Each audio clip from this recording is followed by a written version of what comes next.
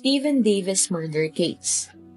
Noong 2002, isang 32 taong gulang na Englishman na si Stephen Davis ang binaril sa kanyang apartment sa Pilipinas. Walang naging malinaw na direksyon ang investigasyon ng pulisya dahil kulang sila sa resources at wala ring sapat na lead para maimbestigahan ng maayos ang kaso. Gayunpaman, hindi pumayag si Margaret Davis, ina ni Stephen, na basta na hindi umusad ang kaso. Naglakbay siya sa kalahating bahagi ng mundo at nagsimula ng isang masigasig na paglalakbay para mahanap at mapanagot ang salarin. Sa Maynila, kabisera ng Pilipinas, isang mainit na gabi ng Hulyo 2002, kinuha ang buhay ni Stephen Davis sa kanyang apartment. Sa England, naalala ni Margaret Davis, ang ina ni Stephen, na nakatanggap siya ng tawag sa telepono kinabukasan. Sinabi ng boses sa kabilang linya, nagkaroon ng aksidente si Stephen. Wala na siya, Margaret. Pagkatapos nito, biglang naputol ang linya. Sinabi niya na nanlamig siya at nanatiling tulala sa pagkabigla ng halos isang oras, bago muling nakatanggap ng isa pang tawag. Doon niya nalaman na pinaslang si Stephen. Binaril ng 3 armadong lalaki sa kalagitnaan ng gabi sa kanyang apartment. Ang mga tawag na ito ay hindi nagmula sa home office o pulisya. Hindi rin ito galing sa asawa ni Stephen na si Evelyn, kasama ang kanilang 3 taong gulang na anak na babae, 1 taong gulang na anak na lalaki.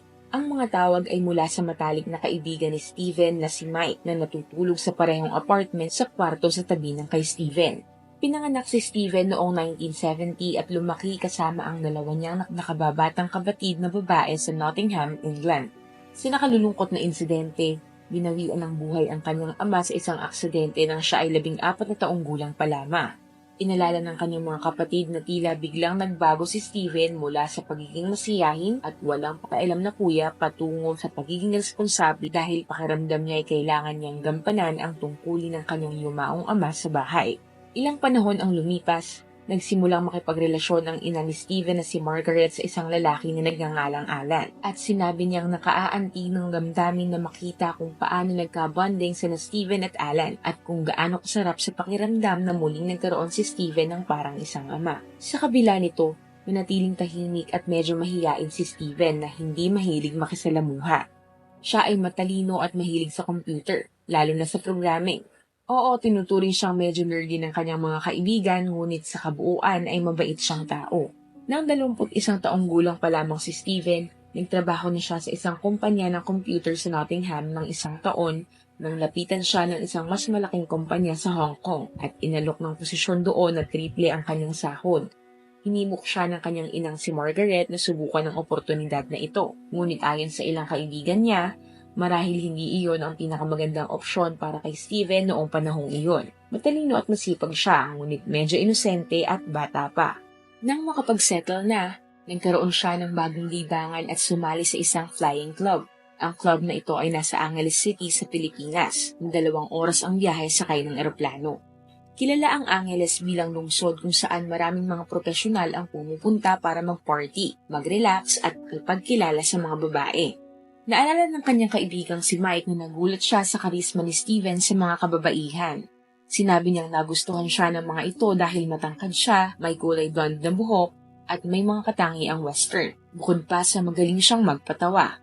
Komportable ang mga babae sa paligid niya at syempre, nagustuhan na rin niya ang atensyon mula sa mga babaeng ito. Ang Daram Samar ay isang malayong isla sa Pilipinas. Maaabot lamang ito sa pamamagitan ng bangka at walang kuryente o tubig na dumadaloy. Dito lumaki si Evelyn Bohol, ang babaeng minahal at pinakasalan ni Stephen. Nananatili pa rin doon ang kanyang pamilya hanggang sa kasalukuyan. Naalala ng kanyang ina at ama si Evelyn bilang isang mabuting bata, tahimik, matulungin, laging handang tumulong at mag-alaga sa kanyang mga nakababatang kapatid. At nang magkasakit ang kanyang ama, nagtrabaho rin siya, gumagawa ng mga banig na ibinebenta sa maliit na negosyo ng pamilya. Nang tanungin siya ng kanyang tiyahin sa edad ng 10 kung ano ang gusto niyang maging kapag lumaki siya, sinabi niya, gusto kong maging isang bar girl para makapag-asawa ng isang Amerikano. Gaya ni Stephen, nagpasya rin si Evelyn na umalis sa kanilang tahanan at maghanap ng trabaho para matulungan ang kanyang pamilya. Sa edad na 13, umalis siya sa isla at nagpunta sa Angeles City, isang mahirap na biyahe na tumatagal ng 2 araw sakay ng bus at barko. Dito madalas pumunta ang maraming kabataang babae para maghanap din ng trabaho dahil kilala ang Angeles bilang lugar sa pagbebenta ng aliw sa Pilipinas. Marami ang nagsisinungaling tungkol sa kanilang edad at ang mga batang babae na 12 taong gulang pa lamang ay kumikita ng sapat kada gabi sa pagsasayaw sa mga bar at mas malaki kung nakikipagniig sila sa kanilang mga customer. Madalas itong humahantong sa sitwasyon kung saan nalululong ang mga babae sa pinagbabawal na gamot upang makayanan ng katawan ang pamumuhay na pinipilit nilang gawin. Ang tanging paraan para makaalis ay ang pag-asa na may isang mayamang lalaki na darating at ililigtas sila. At iyan ang nangyari kay Evelyn. Nagkita ang dalawa sa isa sa mga bar na ito at agad na nahulog ang loob ni Steven kay Evelyn. Ayon kay Margaret, sinabi sa kanya ni Steven na nagkita sila ni Evelyn sa isang bar at noong una ay hindi niya naunawaan kung ano ang ibig sabihin noon ng anak na ang mga babae ay binabayaran para sa kanilang serbisyo. Dinala ni Steven si Evelyn sa isang date at pagkatapos ay bumalik sa kanyang pinagtatrabahuhan at nagbayad sa may-ari ng bar ng halagang 500 euros upang palayain siya sa kanyang kontrata doon. Tuwang-tuwa si Evelyn. Sinabi niya sa kanyang mga kamag-anak na dumating na ang kanyang prinsipe, na mabait at kaakit-akit si Steven at ang pinakamahalaga ay marami siyang pera. Nang malaman ni Margaret kung ano ang ginawa ni Evelyn dati sa bar, nagulat siya. Sinubukang pinaliwanag ni Steven ang uri ng pamumuhay doon at sinabi, "Nay, kung maliligtas ko lang ang isang babae mula sa buhay sa bar, kahit isa na lang, yan ay gagawin ko at nagawa ko." Minsan sa pagbisita sa Hong Kong noong 1997, unang nakilala ni Margaret si Evelyn. 17 taong gulang pa lamang siya noon, 10 taon na mas bata kay Steven. Napansin ni Margaret na tahimik, magalang si Evelyn at sa kanyang mga salita, lubos itong kaaya-aya. Sa pagbisitang iyon, sinabi ni Steven na magpapakasal na sila. Siyempre, inimbitahan sina Margaret at ang ama-ama ni Steven na si Alan sa kasal na naganap sa registry office. Ang tanging hadlang na hindi nila inaasahan ay ang katotohanan dahil hindi pa nakapag-aral si Evelyn, hindi niya kayang basahin ang wedding vow. Kahit na ganoon, tila masaya ang mag-asawa at inimbita pa nga nila sina Margaret at Alan na samahan sila sa kanilang honeymoon sa tropical na isla ng Puerto Galera. Doon napansin ni Margaret ang ilang nakababahalang kilos ng kanyang manugang. Sinabi niya na may mga pagkakataong susubukang hawakan ni Steven ang kamay ni Evelyn habang naglalakad sila, pero madalas itong hawiin ni Evelyn palayo. Sa kanyang palagay, parang sobrang in love si Steven kay Evelyn, pero hindi naman nagpapakita ng parehong antas ng pagmamahal si Evelyn sa kanya. Gayunpaman, nanirahan ang dalawa sa Hong Kong at tila naging maayos ang kanilang pagsasama bilang mag-asawa. Nagkaroon din sila ng isang anak na babae, si Jessica noong 1999 at isang anak na lalaki, si Joshua, 2 taon pagkatapos, bago sila bumalik sa Angeles City kung saan laging mananayaw si Evelyn sa mga bar, 4 na taon na ang nakalilipas. Subalit sa pagkakataong ito, ibang mundo na ang kanyang ginagalawan. Umupa ang pamilya ng bahay sa pinakamarangyang bahagi ng bayan. Kumita si Steven ng 60,000 euros kada taon bilang isang computer technician at binibigyan niya si Evelyn ng buwanang allowance na 1,000 euros. Nag-hire siya ng isang housekeeper at isang katulong na nagsilbi rin bilang live-in yaya na nag-aalaga sa mga bata. Sinabi ni Margaret na hindi kumikilos si Evelyn sa bahay. Sa halip ay mas gusto nitong maghapon na nakahiga sa kama. At nang tinanong niya si Steven tungkol dito, sinabi lang nito, "Hindi niya kailangang gawin yun, nanay. Prinsesa ko siya." Ngunit hindi lamang pamumuhay ni Evelyn ang pinupondohan ni Steven. Regular din siyang nagpapadala ng pera sa mga magulang ni Evelyn sa isla. Nakabili sila ng malaking bangkang pangisda at nakapagpatayo ng nag-iisang bahay na gawa sa bricks sa kanilang nayon. Madalas rin niyang binabayaran ang pamasahe ng mga ito upang mabisita sila sa Angeles City. Minsan ay namamalagi sila roon ng ilang linggo. Bumisita rin sina Margaret at Alan. Hindi bababa sa 1 beses sa 1 taon. Sa isang pagbisita, napansin nila na may kakaibang kilos si Evelyn. Palihim itong nagte-text at lumalayo ng kaunti sa grupo para makipag-usap sa telepono. At maririnig nila itong tumatawa sa kausap. Sinabi nilang may kakaiba sa kanyang ikinikilos. Nagiging iritable at maikli ang pasensya kay Steven. At si Alan ang unang nagsabi kay Margaret na baka may bagong boyfriend si Evelyn. Sa katunayan, mismo kapatid ni Evelyn, Si Gina na tumira kasama ang pamilya upang mag-alaga ng bata ang nagtanong sa kanya ng direkta kung totoo ang mga chismis at kinumpirma ni Evelyn na oo. May kinakatagpo siyang ibang lalaki, isang lokal na nagtatrabaho sa isang security company at ang pangalan niya ay Arnold Adoray. Samantala, hindi naman manhid si Steven para hindi ito mahalata. Naghinala na rin siya kay Evelyn. May mga perang nawawala at isang araw labis siyang nabigla nang dalhin niya ang kanyang anak na si Jessica sa kanyang bagong nursery school. Ngunit pinabalik siya ng mga guro at sinabihang wala sa listahan ang pangalan nito. Ibinigay niya ang malaking halaga para sa matrikula kay Evelyn at nawala ito kung saan. Nang maglaon, lumabas na ang kalaguyo ni Evelyn na si Arnold ay biglang nagkaroon ng sapat na pera para bumili ng bagong motorsiklo. Nagsimula na ring lumayo ang loob ni Steven kay Evelyn. Pagkatapos ng trabaho, sa halip na umuwi, lumalabas siya kasama ang mga kaibigan at bumibisita sa mga bar at club na pinupuntahan niya dati bago siya nagpakasal.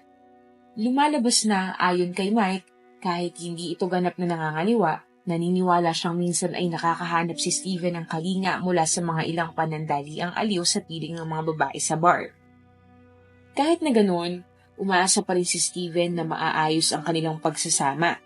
Binigyan niya ng ultimatum si Evelyn na kailangan nitong ibalik ang perang nawala at kumuha ng trabaho o pumasok sa kolehiyo. Pero tumanggi si Evelyn at bilang tugon, tinakot niya ito ng pakikipag-divorce. Isang bagay na nangangahulugang mawawala ang lahat ng pribilehiyong nakasanayan ni Evelyn at magtatapos ito sa pagtatrabahong muli sa mga madidilim na bar ng Angeles City o pagbalik sa probinsya ng kanyang pamilya. Wala sa mga iyon ang pinakamagandang opsyon. Noong 18 ng Hulyo 2002, natanggap ni Margaret ang tawag sa telepono na magpapabago sa kanilang mundo. Sa una, tumanggi silang paniwalaan ito. Ginagamit ni Steven ang apartment na yun sa loob ng linggo habang nagtatrabaho siya sa Manila kasama ang kanyang business partner na si Mike. Nagising si Mike nang pumasok ang tatlong lalaki. Isa ang naglagay ng baril sa kanyang sentido at tinanong siya, "Nandito ba si Steven?" Sinabi niyang wala. Pagkatapos ay pumasok sila sa kwarto ni Steven at nang makita siya, pinaputukan ito ng 4 na beses. Pagkatapos nilang tumakas, nagmadali si Mike upang puntahan si Steven at suriin ito, ngunit wala na itong pulso. At pagkatapos ay tumawag siya sa mga emergency services. Sa pagkakarinig ng kwento, agad na nagpahayag ng hinala si Margaret. May kinalaman ba si Evelyn dito? Sa simula, sinabi ni Alan na hindi niya ito makita. Maraming hindi magandang ipinakita si Evelyn pero sa tingin nga ay hindi siya mamamatay tao. Bukod pa rito, wala namang nag-uugnay sa kanya sa lugar ng krimen. Agad na lumipad si Margaret at Alan papuntang Pilipinas. Sa purinarya nadatnan nila si Evelyn na nakaupo sa isang upuan. Nang pumasok sila, hindi ito tumayo o bumati man lang sa kanila at tumanggi itong samahan sila habang tinitingnan nila ang kabaong ni Steven. Ayon kay Alan, hindi man lang ito lumuha. Lumapit si Margaret sa labi ng kanyang anak na nanlulumo at sa mga sandaling iyon, nagpasya siyang itala at maging mapanuri sa bawat pakikipag-ugnayan niya kay Evelyn dahil na rin sa kanyang hinala at napakakaunti ng resources ng mga pulis na halos walang lead sa pagresolba ng kaso. Tinatanong nila ang mga kasosyo sa negosyo, ngunit wala silang nakuhang sagot. Hindi susuko si Margaret ng ganoon kadali. Nag-hire siya ng sarili niyang pribadong investigador na nagsagawa ng round-the-clock surveillance kay Evelyn. Natuklasang 2 lalaki ang regular na bumibisita sa kanyang bahay, ang kanyang kasintahang si Arnold at isa pang lalaking nagtatrabaho kasama niya. Ipinasa nila ang impormasyong ito sa pulisya na dinala ng 2 lalaki para sa interrogation. Sa huli, nakilala ng business partner ni Steven na si Mike ang parehong individual bilang 2 sa mga armadong lalaking pumasok sa property ng gabing iyon na tumutok ng baril sa kanyang sentido at sila ay naaresto at nakulong. Matapos ang 8 linggong pagstay nila sa Pilipinas, binalaan ng mga otoridad sina Margaret at Alan na magiging mapanganib para sa kanila ang manatili pa. Alam ng mga kamag-anak ng mga akusadong lalaki kung saan sila nakatira at walang naibigay na proteksyon para sa kanila ang mga otoridad. Gayunpaman, hindi aalis si Margaret nang hindi kasama ang pinakamahalaga sa kanya ngayon na magpapaalala sa kanyang anak na lumisan, ang kanyang mga apo. Napapayag niya si Evelyn na isama si Jessica na manatili sa kanila ng ilang gabi at makalipas ang 2 araw, lihim na sumakay ng eroplano papalabas ng Pilipinas sina Margaret, Alan at Jessica. Masakit para kay Margaret na iwan si baby Joshua, ngunit hindi niya ito matagpuan. Sina Margaret at Alan ay pisikal, pinansyal at emosyonal na pagod na at kailangan nilang magpahinga. Ikwinento niya na naiwan niya ang kanyang apo sa ina nito. Ang babaeng sigurado siyang may kinalaman sa pagkamatay ni Steven, pero kasama niya si Jessica. Nasa maleta niya ang abo ng kanyang anak at may 2 sospek na nakakulong sa selda. Ang susunod ng prioridad niya ay ang kaligtasan ng apo niyang si Joshua. Nalaman ni Margaret na nakatira si Joshua sa mga magulang ni Evelyn, kaya inutusan niya ang kanyang pribadong investigador na pumunta sa isla at mag-alok ng €200 sa pamilya para palayain ang bata. Ikwinento ng ama ni Evelyn ang naging pag-uusap nila. Labis na nalungkot ang mga lolo't lola ni Joshua na palayain ang batang minamahal nila ng labis, pero nauunawaan nilang hindi nila kayang ibigay sa bata ang mga oportunidad at magandang buhay na kayang ibigay ni Margaret. Inamin ng ama ni Evelyn na kung mananatili si Joshua sa kanila, hindi nila kakayaning pag-aralin siya. Kaya 8 linggo matapos lumipad si Jessica sa kanila sa UK, dumating si baby Joshua sa London Heathrow at muling nakasama ang kapatid. Para kay Margaret, napakalaking ginhawa ang naramdaman niya, pero hindi pa natatapos ang lahat. Sa loob ng 2 taon, matyagang nagtrabaho si Margaret araw-araw mula sa kanilang bahay sa Nottingham, determinado na makamit ang hustisya para sa kanyang yumaong anak. Gumastos siya ng libu-libong pounds sa pagtugis at paghahanap ng bawat lead. Sa kabutihang palad, napakasuporta ng mga kamag-anak ni Evelyn sa kanyang sitwasyon at lingguhan silang nag-uusap sa pamamagitan ng email simula nang umalis si Joshua. Nagbunga ito dahil ang bayaw ni Evelyn na si Robin Bautas ang nagbigay ng huling piraso ng puzzle. Nang subukang tanungin ng pulisya si Robin Bautas, nagtago ito. Pero sa kabutihang palad, alam ng tiyahin ni Evelyn kung nasaan ito at isinumbong sa pulisya. Nang tanungin, hindi na kinaya ni Robin Bautas ang pressure at inamin niya na siya ang 3 lalaki noong gabing iyon. Sinabi niyang wala siyang ideya kung ano ang mangyayari nang sunduin siya ni Evelyn sa kaniyang kotse ng gabing iyon. Sumakay ang 4 papuntang Manila kasama sina Arnold at ang kaibigan nito at huminto sa labas ng apartment ni Steven.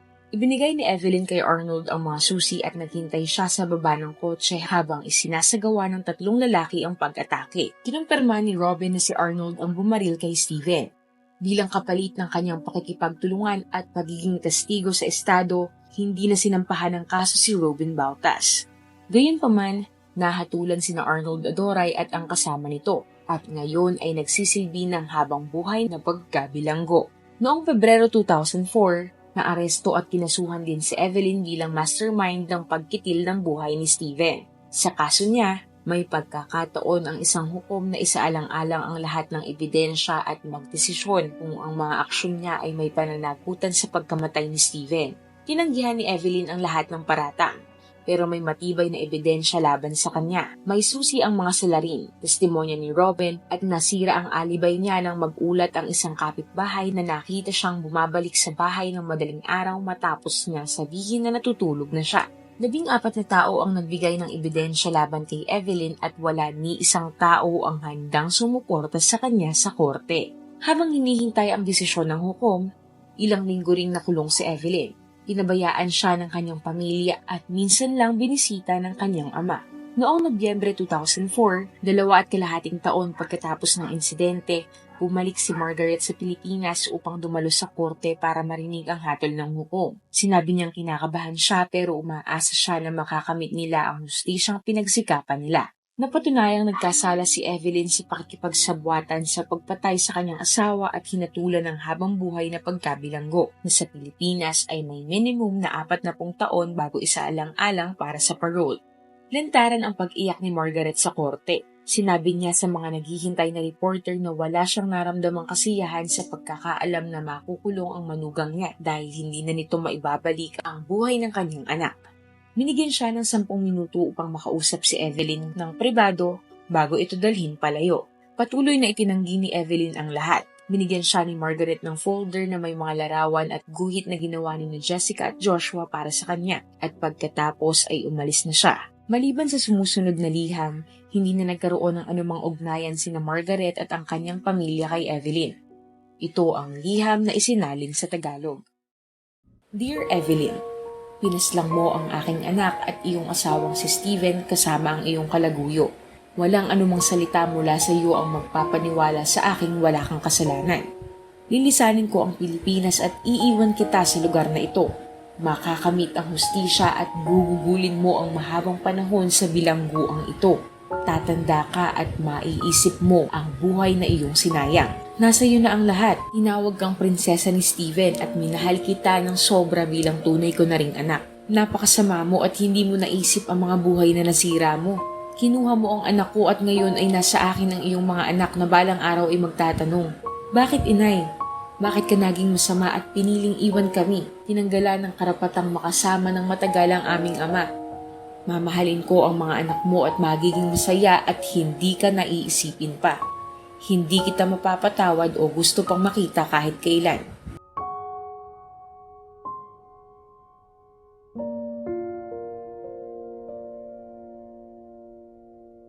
Kung ikaw ay umabot na sa bahaging ito ng video, maraming salamat sa iyo. Para sa iba pang istorya, huwag mong kalilimutang mag-subscribe sa aming channel at kung may nais kang ma-feature na kwento na sa tingin mo ay angkop sa channel na ito, maaari mo itong isulat sa comment section. Ito ang Tagalog Bizarre Story Archives.